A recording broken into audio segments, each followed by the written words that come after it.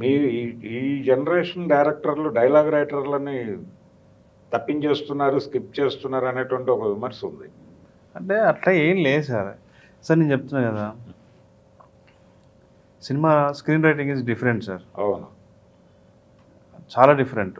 బయట రైటింగ్ వేరు, screen writing వేరు. అవును. ఒక సీన్లో ఎన్ని డైలాగులు ఉండాలి, ఎన్ని డైలాగ్స్ ఉంటే ఆ సీన్ ఉంటుంది, సీన్లో చెప్పదలుచుకున్న విషయం ఏంటి, ఆ సీన్కి కథని కదిలించే లక్షణం ఉందా లేదా, ఇవే తెలియదు సార్. ఇంత రాస్తారు తెలియదు.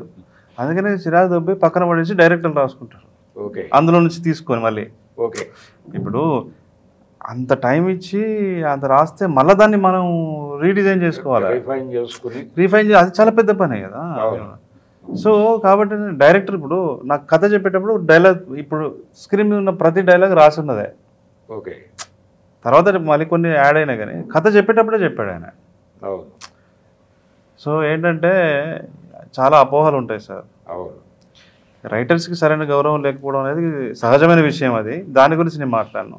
ఐఎమ్ టాకింగ్ అబౌట్ గౌరవం గురించి కాదు, అంటే డైలాగులు కూడా డైరెక్టర్ రాసుకుంటున్నారు సార్. డైలాగ్స్ డైరెక్టర్స్ ఎందుకు రాసుకుంటున్నారంటే సార్, డైలాగ్ రైటర్స్ ఏం చేస్తారంటే సీరియల్ రాస్తారు. వీళ్ళు సీరియల్ ఇంత ఉంటుంది చూస్తారా, అంటే ఒక డైలాగ్కి ఇంకొక డైలాగ్ కనెక్టివిటీ ఇంత దూరం పోతారు.